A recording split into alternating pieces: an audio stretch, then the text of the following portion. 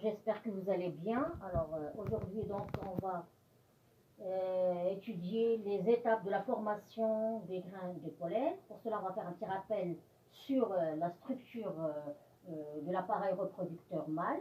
Alors l'appareil reproducteur mâle, ce qu'on appelle l'androcée, est formé par un ensemble d'étamines.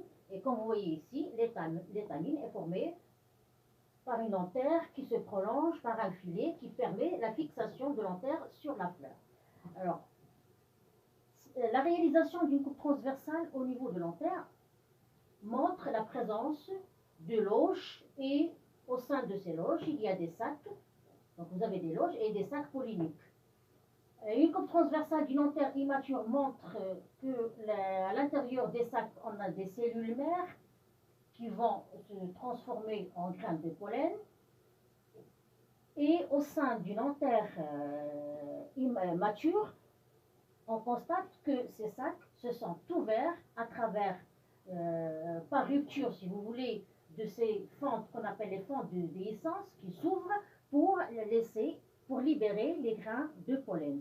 Donc la question que se pose, c'est comment les cellules mères au sein d'une anthère immature se transforment-elles en graines de pollen au niveau d'une anthère mature. Alors c'est ce que nous allons découvrir à travers le document suivant. Alors quelles sont donc les étapes de la formation des grains de pollen? Au sein donc d'une anthère jeune, donc, on a des cellules mères. Alors ces cellules mères, comme vous voyez ici, sont en train de se diviser. Vous avez le noyau formé par des chromosomes qui sont en train de se diviser et la division d'une cellule mère va aboutir à la formation de deux cellules filles. La cellule mère, elle est diploïde, elle est à deuxième chromosome, et les cellules filles issues de cette première division sont à n chromosomes chacune. Donc, c'est ce qu'on a déjà appelé la division réductionnelle, ce qui permet la réduction du nombre de chromosomes. Par exemple, si la cellule mère comporte 20 chromosomes, les deux cellules filles ne comportent chacune que 10 chromosomes. Donc, c'est la première division dite réductionnelle. Chacune de ces cellules filles va subir une deuxième division pour donner naissance à 4 cellules filles qu'on appelle des microspores ayant chacune un chromosome. C'est-à-dire, cette deuxième division ne change pas le nombre de chromosomes. C'est pour cela qu'on la nomme division équationnelle. L'ensemble de la première division réductionnelle et de la deuxième division équationnelle, ça forme ce qu'on appelle la méiose. D'accord? Donc, cette méiose va aboutir à la formation de 4 cellules qui sont groupées, comme vous voyez ici, qui forment ce qu'on appelle une tétrade. Ensuite, cette tétrade va subir donc une séparation. Les microspores seront donc libérés et vont subir une deuxième division nommée mitose. C'est-à-dire que chaque cellule va donner naissance à deux cellules filles, comme on voit ici. Vous avez une grande cellule, c'est la cellule végétative, et la petite cellule avec son noyau, c'est la cellule reproductrice ou la cellule génératrice. Donc on a déjà observé la structure du grain de pollen.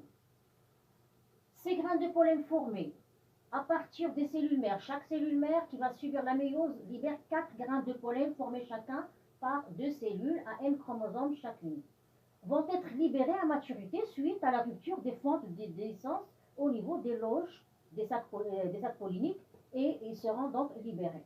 D'accord?